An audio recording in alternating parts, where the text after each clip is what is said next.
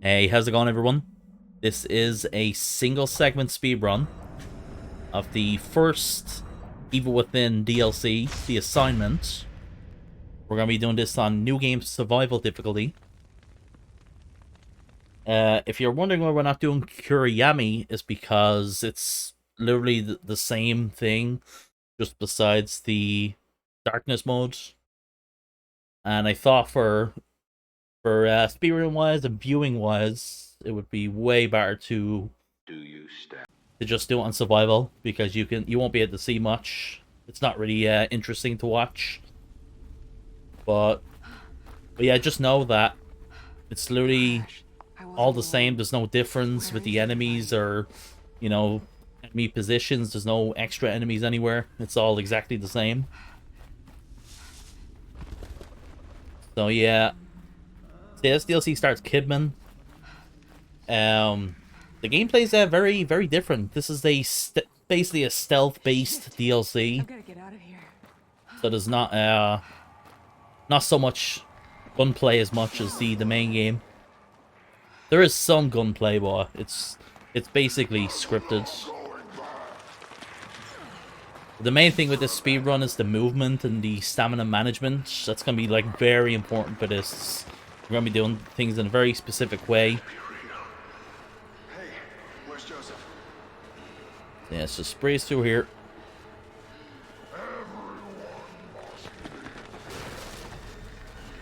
So if you want to know the specific details, this is on PC, 60 FPS. I'm playing with a PS5 controller. I think the PS5 controller is the best controller to play with for this game when it comes to controller. Leslie. I used to primarily use a PS4 controller. But then, yeah, the PS5 controller just is much better. Yeah, we begin here, we turn around here. Now we're just going to manage our stamina as we get up to this spot up here. This DLC is a very nice change of pace. I'm so used to the main game being, near 3 hours long, so this DLC only being a good 40 minutes, pretty nice. There is a good amount of RNG, though, that we have to rely on, which you'll see as we go on. But yeah, it's been a while since I've done anything DLC wise, so I thought it'd be the perfect time to show some love to these DLCs. They're actually really good, and they're more optimized as well. Like a vaccine. One thing I've always To protect me? looked at with this DLC is that it looks very very crisp. You can really tell that it's more optimized than the main game. But there is a ghost in the system. Obviously, they developed this, after the main game came out. Or, well, To keep us out. during the delayed development, I should say. You to some extent. It came out, like, I think this DLC came about, like, 6 months after the main game. Something like that.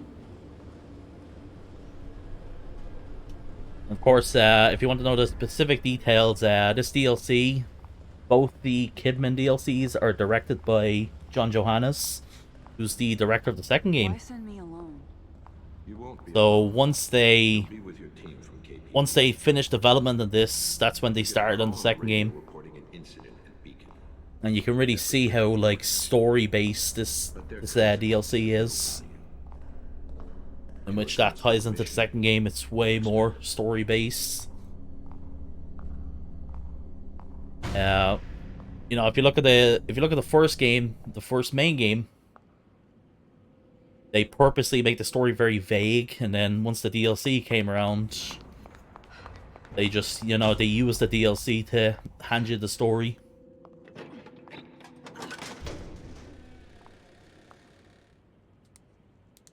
Is our first gameplay segments here. So you'll see me do a lot of things like come up here, we go up here, we can't run here, so we have to aim walk. This will speed us up a little. Kidman's stamina in this is pretty interesting to deal with. Her stamina is actually like worse than Sebastian's. Her regeneration is slower.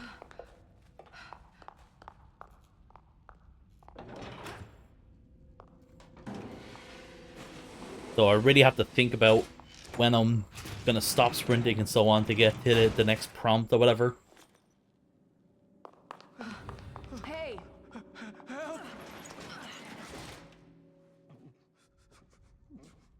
So coming up here is the Shade, the main boss enemy of this DLC.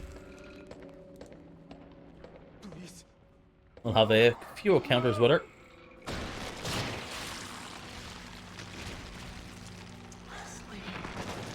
So the Shade has no, like, aggro here. So you can just immediately go up here, sprint, go right behind her, and you'll actually see her despawn here. We're going to aim walk until we get to the plants here. Walk up a little, we're going to sprint. Sprint a little bit. We want our stamina to regen here. Once we get to this corner, we're going to sprint to the door. This will be just the amount of time where she won't be able to grab us or anything.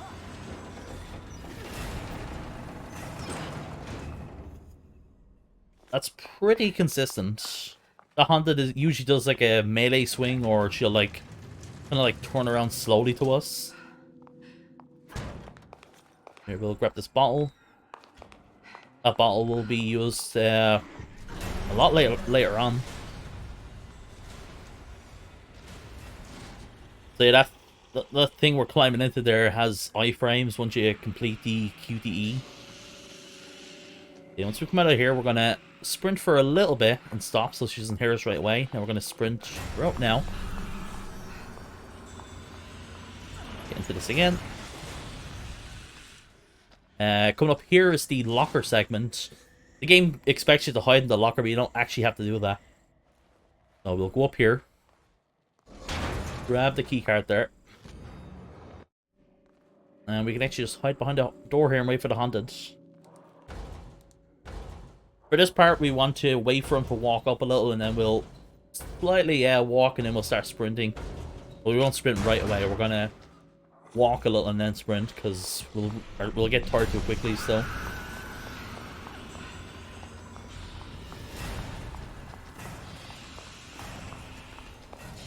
waiting for my stamina to regen so we can just get to this keycard thingy. And once you get to this door, all the enemies despawn then in that area. Another aim walk segment here. Once we get to the door here, we can sprint.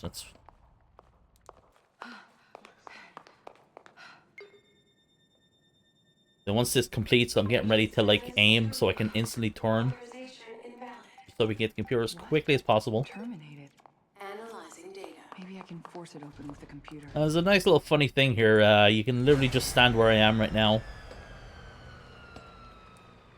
and the Shade won't see you. Very nice hiding spot. Keeps us right at the exit of this area as well.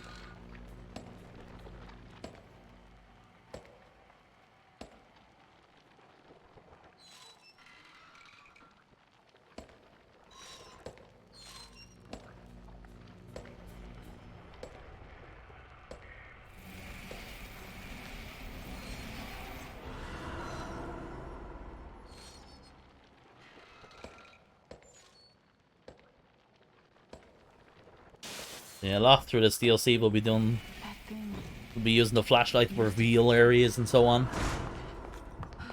Yeah, we're gonna sprint here. We're gonna aim walk just to go a bit further here because you can't sprint here. Now I'm getting ready to sprint and skip this cutscene. Sprint again, and we just wait for the stamina to regen. Leslie, is he really here? Coming up soon is probably the most orangey part. Leslie, A good like 9+ minutes in, and it's probably the most orangey part of the whole run. There's a room coming here with 2 Haunted, and they're pretty aggressive, and just the positioning and the spot that they're at, there's a very high chance that we'll reset. And basically, to do it the most optimal time, we need to do it in a certain way. There is actually a safety strap for this, but it's literally about 3 seconds slower. But yeah, we're gonna begin here by sprinting to about here. We stop there just so he doesn't hear us right away. When we sprint here, we're gonna kick this door, walk a little to the left here. That'll hopefully bait that Haunted so he has to go around the long way to get to us. And we just go through the cards, and we're good to go. This doesn't work 100% of the time, but the way I did it is pretty consistent.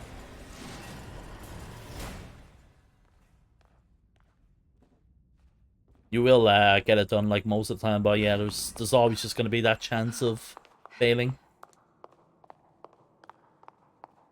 Don't you ever forget. You're one of us now. Messed up the timing there a little bit. I'm always trying to, like, you know, The air feels so heavy. move exactly when it finishes.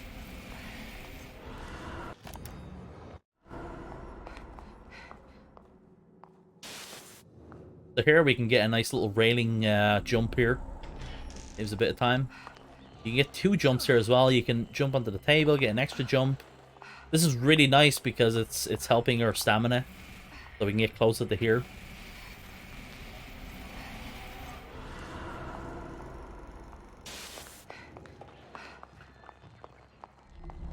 That video. I remember they showed me that when I was brought So here. we've got 3 of these things to inspect, reveal.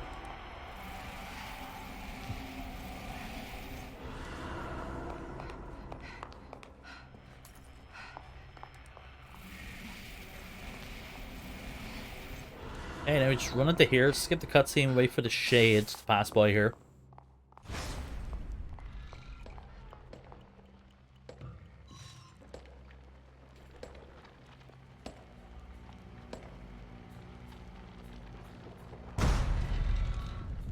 Yeah, a lot of this DLC is actually pretty straightforward. Thankfully, there is a lot of segments that aren't that RNG, but yeah, the room I was just explaining before. You definitely say that's the most RNG part. There is more RNG segments incoming, but they're not as bad.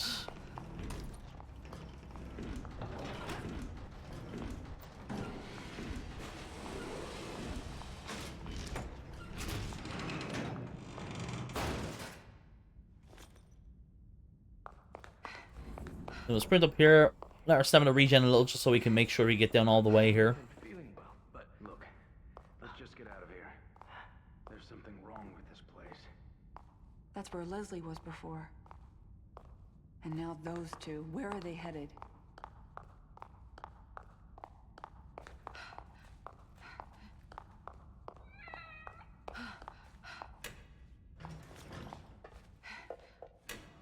Yeah, I really do love looking at the graphics of the DLC here. It's very, very noticeable. I think it's just because I've played so much of the main game, so you know, when I go to the DLC here, I'm like, wow. I also wouldn't mind playing as Kidman in the main game. Obviously, besides the end of the second game. But like Kidman having her own weapon layout and so on. I don't think anyone's gonna help me out with this. This is all just straightforward stuff here.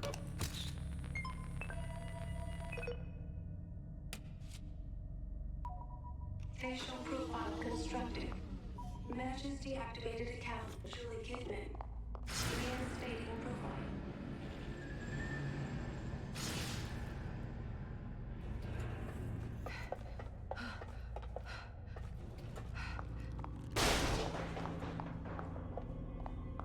I really like the design of these enemies here as well. It's a shame we couldn't fight these in the main game. Whoa. Scanning. Please stay still until procedure is complete. You can really tell the design of these are very reminiscent of enemies in the second game. Complete neural profile to complete authorization. Especially the hunted with the, you know, they like glow red and all that. I believe they call them like the Mobius hunted or something like that. The hunted that like glow. Maybe it's fine?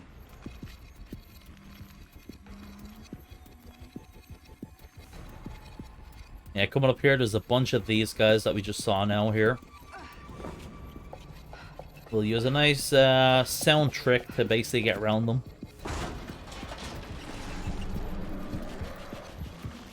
Yeah, let's go over here. We'll approach through this guy. This guy won't hear us. And once we're able to sprint here, we'll sprint for a little and then we'll crouch again. So if we crouch again here, he won't be able to get to us because he can't hear us at the moment. So he's basically, you know, getting baited over to where I originally started running from. So we can crouch, or we can sprint and then crouch and then, you know. And the you can't enter the gap there if the enemy is too close to it. The prompt is there not there, so you have to like wait for it to go away before you can do anything. And here we're just using the bottle there. It's gonna bait all the enemies in the area. So now we can just pass through here.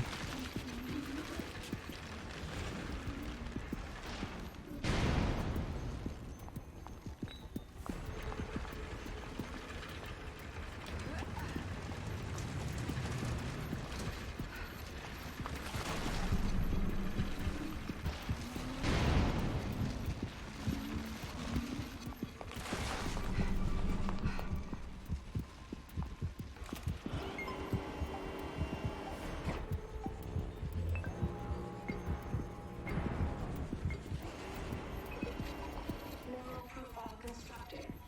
Profile matches terminated agent Julie Kidman. Termination reason: insubordination. Okay, now we're heading back to where we came from again. There was a locked door before the elevator, so we can go through that now. I should be able to open these doors now.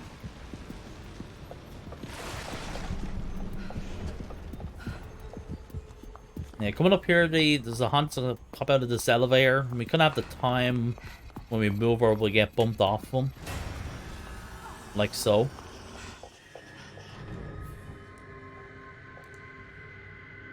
Thankfully, it takes a bit of time for him to start attacking you or grabbing you or whatever, so it's not that bad if you actually bump into him.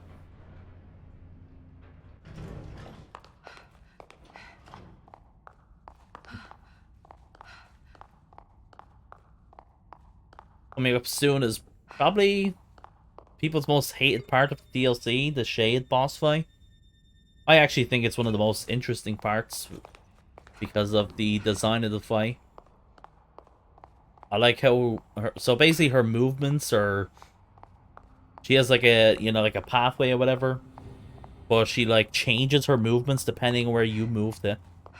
So if you're walking to a certain spot and you move to a different spot, she'll actually change where she's gonna go to. And we'll use that a little bit to our advantage.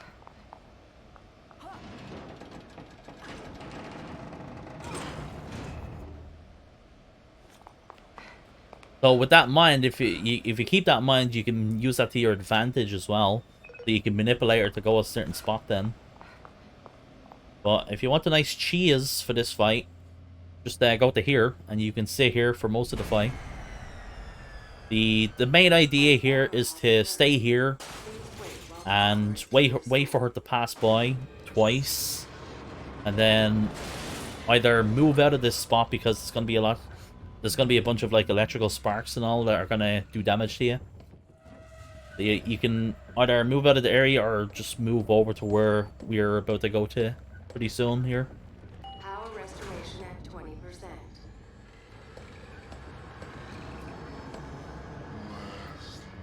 But like I said, because we're not moving at all, she's going to be in a set pathway. She usually will always go by here. She's kind of quickly going to circle around the whole area, and we should see her pass by twice.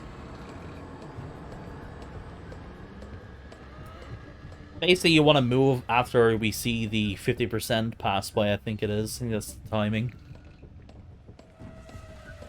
We'll get like a script or a cutscene here. Power restoration at 50%. So sometime just after this. So yeah. After that happens, just go to here. And the shade will pop up into the middle. She'll pass by here and then go to the middle here. And she's gonna like look at us. We're gonna get a cool little scene here. Nice little animations. And she'll walk up here, and once she does that, just go to this the thing here, and then you can literally just stand here for the rest of the fight.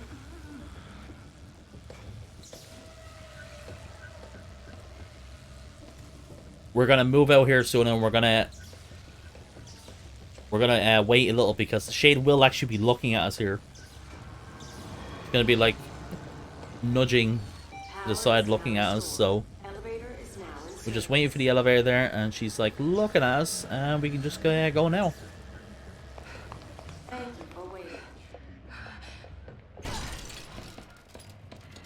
So let's say you make this fight very, very easy. Keeping our facilities clean is appreciated.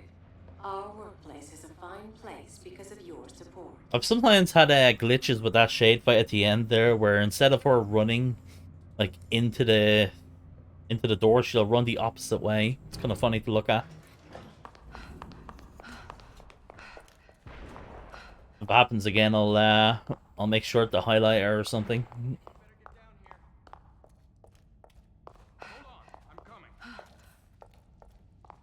It's the end of chapter 1 here. The DLCs are matched together with 4 chapters.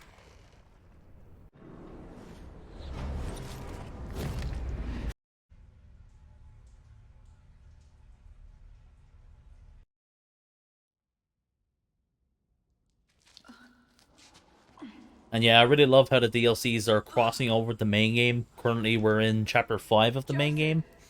After the water tank, you know, you drop down. Shit, where did he go? And the gap that Sebastian goes through is right forward there, but we're gonna go this way. Well, he'll just have to fend for himself. Gotta keep on We're gonna track. quickly shimmy through here.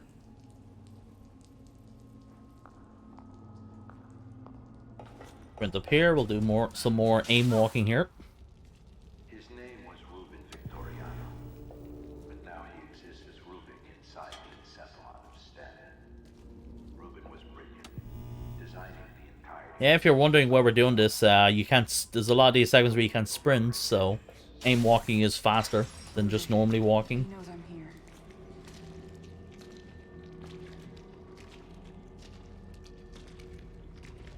Oh boy, Tango decided to bring back everyone's favorite enemies, the Invisible Haunted.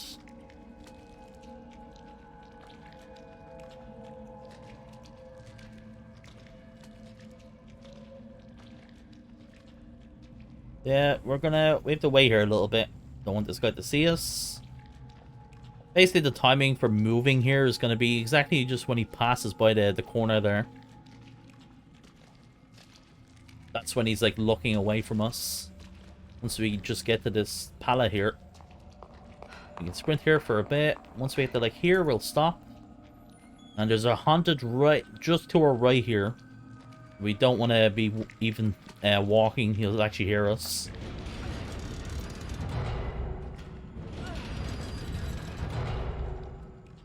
And we can get another railing jump over here. Saves a nice bit of time. We get the jump, and we get the little extra jump there as well. And you can also get a jump when you come out of here as well. You don't always get this. Sometimes Kidman will just like land down normally. But you can actually get a jump forward as well. Some extra time save. And we actually have gunplay. So we have to kill like I think it's like 3 of these at the beginning here. And then the hunt's gonna pop up to the right here. There he is.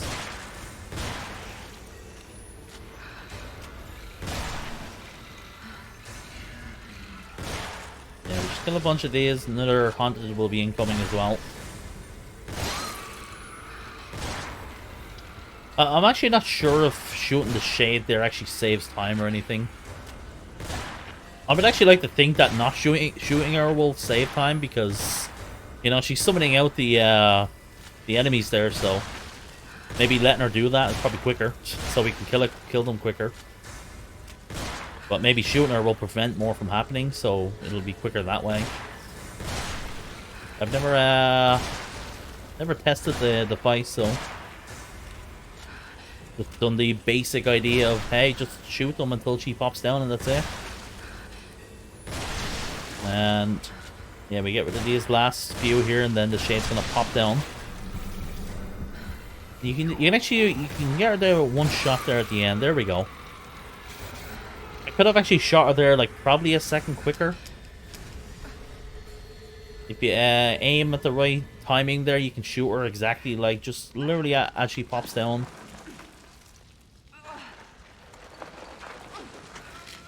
But that's still pretty quick. I'm happy with that. If Leslie's down here, I doubt he'll last long. I've got to find him. And about the others. I told you before, completely expendable. They have no bearing on the mission. If they get in the way, you know what to do.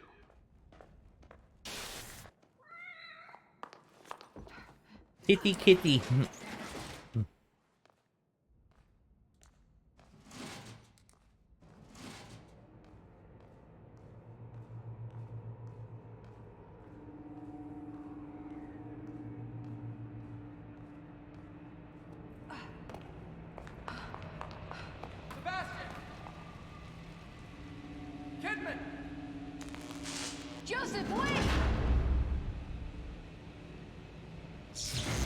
Yeah, so here we've got to put 3 of these electrical things in. So we get the first one. You can choose to go left or right here. We're going to go right first. I don't think it actually matters if you go left or right first, but just the timing of everything, I think it's probably best.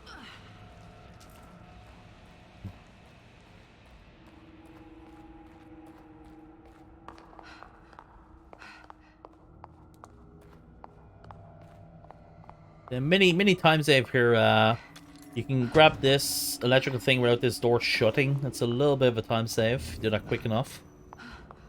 And we have to trigger Ruvik to progress here. And here we don't want to sprint here or the Haunted will hear us too quickly. So we'll walk up here. Once we get to here, we'll start sprinting. We gotta be very fast here because the Haunted are right behind me right now.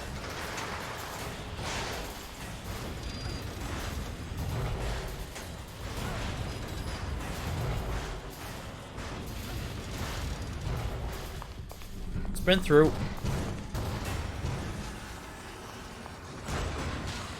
We actually got hit here. Thankfully, this is actually really lucky what just happened here. Because obviously we can't sprint now, but there's a scripted thing here where our health will regen, so... We've only lost probably about... If you're combining with getting hit there, maybe 4 seconds. It could have been way worse than that. So I'm actually not, I'm definitely not annoyed about that, to be honest. It could have been way... If that was, like, nearly, like, any other spot, it probably would have been 10 to 20 seconds gone easily.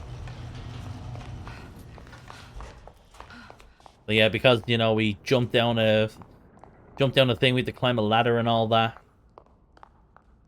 We don't have to worry about sprinting so much.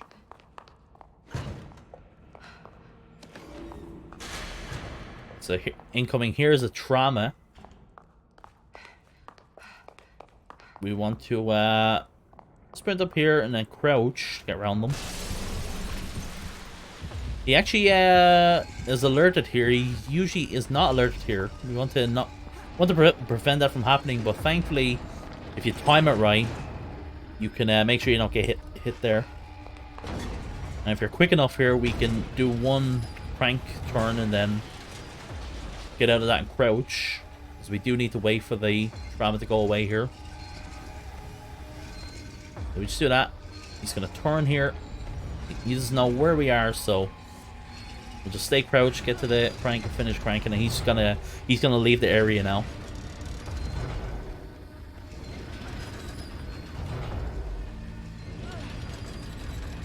So yeah, thankfully we have no time loss here, which is very nice.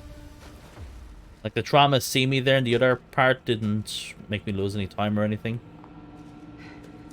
I was literally gonna be doing the exact same thing, like if he see me or not. It's just more consistent if he doesn't see me. There's a chance that he will actually like hit me or something.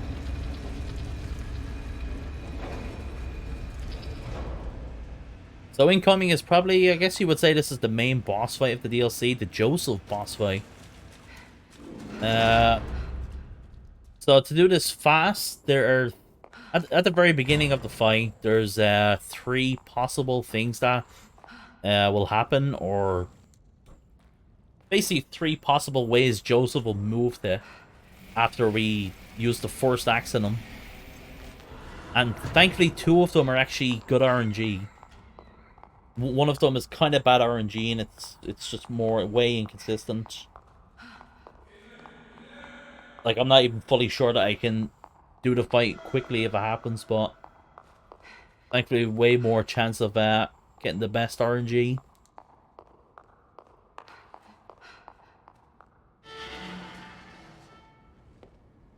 We begin the fight, we're just going to look out, and once Joseph turns his head here, he's going to look to the left, to the right.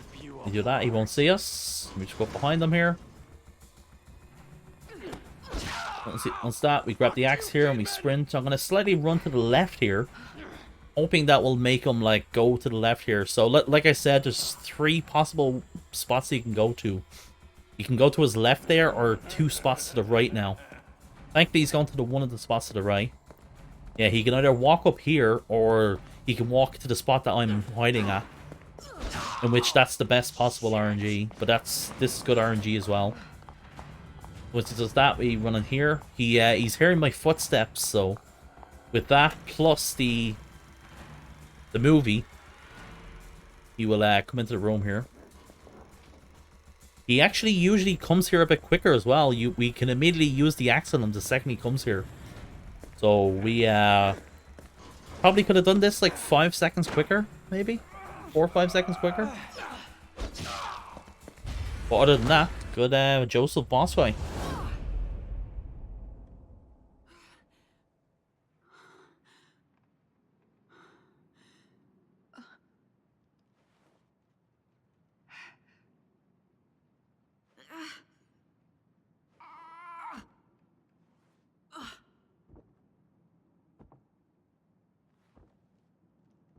So here I'm going to be like wiggling the analog stick here, because Kidman's movement is kind of obscured there, but it can't be.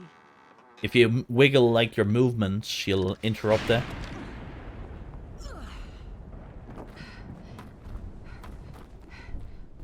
Then we need to run up here to get a trigger. Leslie. And we run back. Stop! You pick up an item.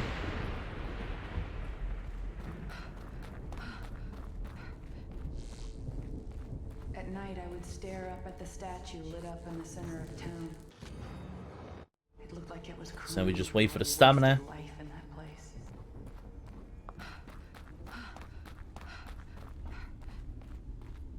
A piece of my past. Stem must be creating this.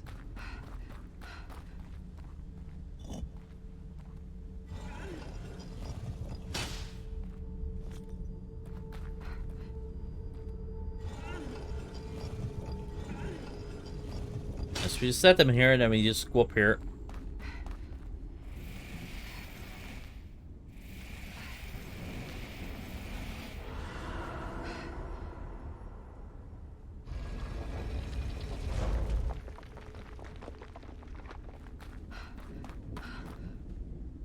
So here we're just managing our stamina, picking and choosing when we want to sprint. And here we just want to sprint until we trigger this scene here. This is a aim walking segment, which goes away once you get to the gap here.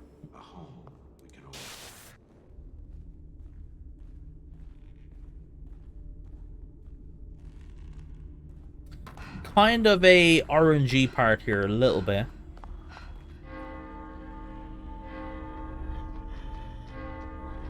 Yeah, I didn't mention there's a stagger mechanic in the DLC. You know, where if you sprint into an enemy, Kidman will just, like, stagger off them. And yeah, because of that, we're not gonna, like, sprint here at the beginning. Thankfully, it doesn't happen if you're just walking normally. So we're just gonna full-on walk here, just so we can get clipped through them. And we're just gonna run around here so that Honda doesn't get us. Here we're gonna be using our next bottle. That guy there won't see us. His attention is somewhere else.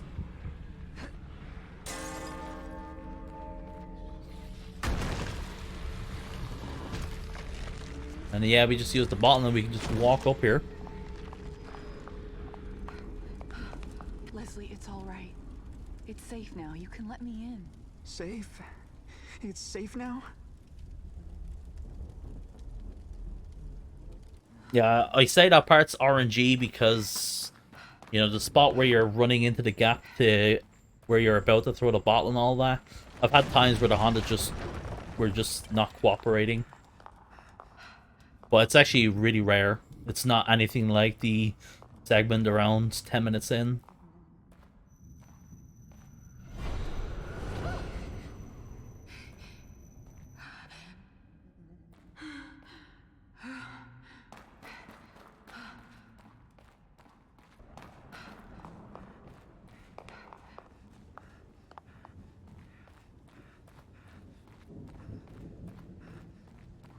See, Leslie?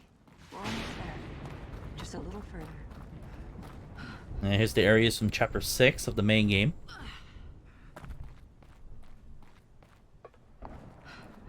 Yeah, so here we just want to run to the top of the stairs there, and that triggers the cutscene here.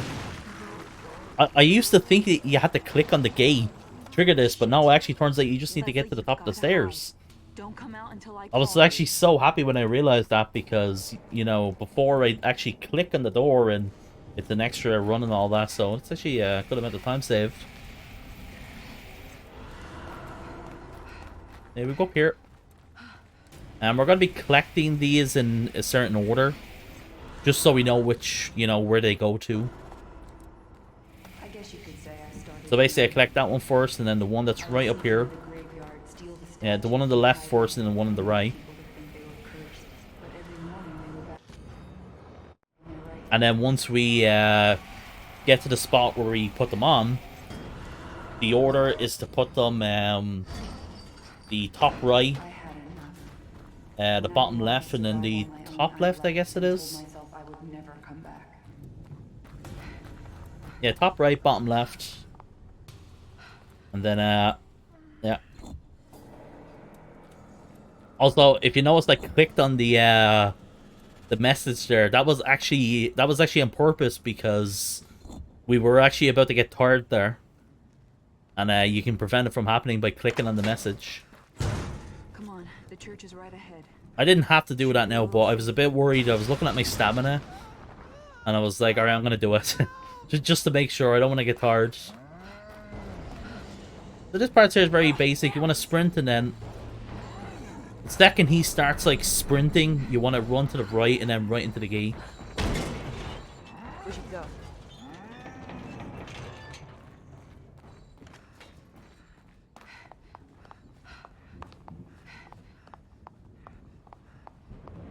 Hey, here we go. Final segment.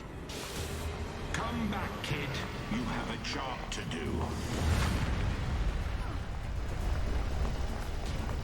This is all straightforward. There's not really too much here. It's just knowing, you know, where to turn to and so on when you're being chased. Stop running. No. But yeah, guys, this has been the Evil Within Assignment DLC. Hope you guys enjoyed the run. Make sure to like, comment, and subscribe. If you would like to see more, you know, helps out the channel. Also, if you would like to become a member of the channel as well, you'll get some emotes and badges. If you want to support the channel further, feel free. Other than that, just, yeah, enjoy the content. We can't have you acting on your own.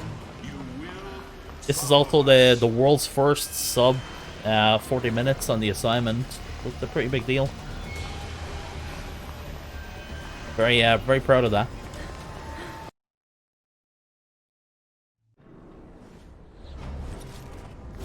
Hell yeah.